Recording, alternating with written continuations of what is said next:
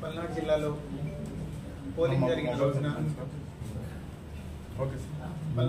Polling జరిగిన రోజున అట్లానే పోలింగ్ తర్వాత రోజులు కొన్ని సంఘటనలు జరగడం జరిగింది. ఈ సంఘటనలన్నింటిలోనూ గట్టిగా చర్యలు తీసుకున్నాము. ప్రతి చోట ఎక్కడైతే ఇన్సిడెంట్ జరగడానికి అవకాశం ఉందో ప్రతి చోట సఫిషియెంట్ ఫోర్స్ పెట్టడం జరిగింది.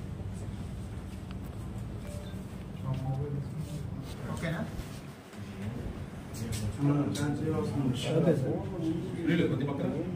హోల్డే రోజున అట్లానే ఆ తర్వాత దాకా గడిచిన రోజుల్లో హోల్డే రోజున అలానే ఆ తర్వాత గడిచిన రోజుల్లో కొన్ని చోట్ల కొన్ని సంఘటనలు అవాంఛనీయ సంఘటనలు చోటు చేసుకోవడం జరిగింది. వీటన్నిటిలోనూ కేసెస్ రిజిస్టర్ చేశాం. అట్లనే ఇటువంటి సంఘటనలు పునరావృతం కాకుండా అన్ని చోట్ల తగు చర్యలు తీసుకోవడం జరిగింది. పూర్తిగా పటిష్టమైన బందోబస్తు ఏర్పాట్లు చేశాం. అన్ని చోట్లకి ఫోర్స్ వచ్చింది. పూర్తిగా జిల్లా వ్యాప్తంగా 144 సెక్షన్ విధించడం జరిగింది.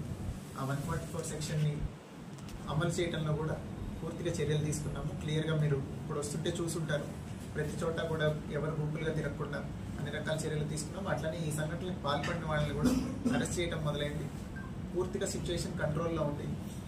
అందరూ సంయమనం పాటించి ఇట్లాంటి ఉద్రేకాలకు పోకుండా ప్రశాంతమైన వాతావరణం నెలకొనేలాగా సహకరించాలి.